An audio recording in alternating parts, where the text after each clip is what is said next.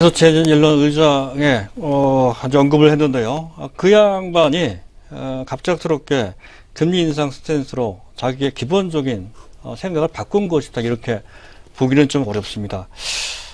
현재 2015년 작년입니다. 5월달에 당시 라가르도 IMF 총재와 대담 중에 했던 얘기입니다.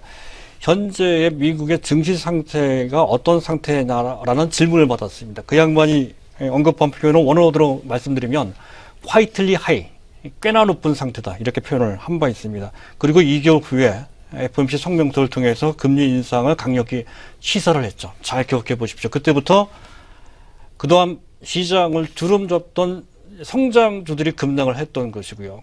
그 급락세가 지금도 진행이 되고 있습니다. 1년 넘게 진행이 되고 있다는 것이죠. 그만큼 지수 전체뿐만 아니라 시장 판도에도 상당한 영향을 주고 있는 것이 바로 미국의 금리라고 하는 환경입니다.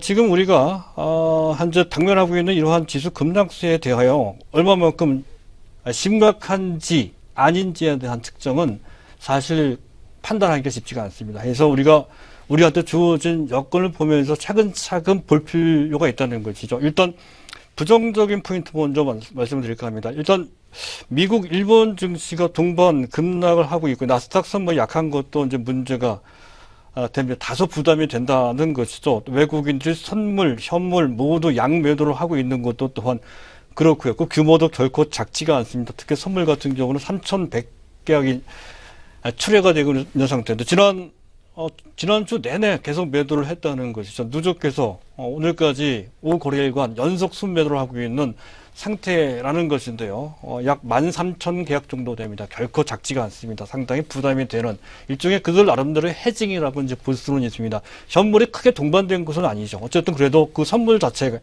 대규모 매도가 출회되고 있다는 것은 부담 요인이 된다는 것이고요. 또 한 가지는 원달러 환율이 급등하고 있다는 건데요.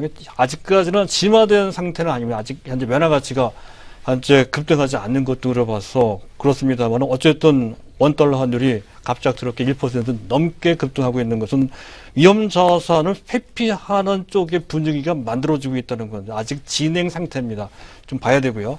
그리고 일본 증시가 오늘 2% 가깝게 동반해서 같이 급락했다는 것. 사실은 엔화 가치가 떨어지는 상황이라면 그 자체가 호재가 돼야 될 텐데 아직 일본 증시가 동반해서 같이 하락하고 있다는 것도 다소 이제 문제가 된다는 것이죠. 전체로 본다면 현재 많이 빠졌다는 그 이유만으로 현재가 바닥인지 여부가 확실치 않을 만큼 현재 상황은 다소 일단 불리한 상태다 하는 점을 보여주고 있는 그러한 그 상태고요. 그렇다고 해서 나쁜 것만 있는 것은 아닙니다. 긍정적인 측면도 분명히 있다는 거죠. 가장 중요한 것은 바로 이겁니다. 현재 이러한 지금 우리 증시까지 포함된 전 세계 증시가 당면하고 있는 이러한 조정이라고 하는 이 리스크는 분명히 시스템 리스크죠. 구조적인 피하기가 쉽지 않은 그러한 시스템 리스크이기는 합니다. 하지만 어느 정도 이것은 정책 당국, 특히 미국 당국 입장에서 봤을 때 인지하고 있는, 알고 있는 그러한 리스크고요. 또 어느 정도는 통제도 가능합니다. 상황이 정 나쁘면 방향을 바꾸면 되거든요. 그래서 통제도 가능합니다. 보통 인지하고 있고 통제가 가능한 리스크라고 한다면 시스템 리스크를 하더라도 그 리스크는 크지 않습니다. 보편적으로 그렇다는 것이죠. 여태까지 흐름이 그래 왔었죠. 지난 8년간, 9년간의 흐름이 그런 식으로 흘러왔고 이번에도 또한 마찬가지다는 관점으로 볼 필요가 있어서 너무 부정적으로만 볼 필요는 없다. 오히려 좋은 기회가 될 수도 있다는 점에서 항상 염두에 두실 필요가 있다는 것이고요. 두 번째, 외국인들의 선현물을 대규모로 매도를 한다고 하지만 감당하지 못할 정도로 매도하는 것은 아니고요. 국내 기관들이 그 물량을 상당 부분 받아주고 있죠. 물론 완벽하지는 않습니다. 단기 성향이 높고 눈치 빠르게 항상 변신할 준비가 되어 있는 금융투자 위주로 지금 당장은 매수하지만 내일은 매도할 수도 있습니다.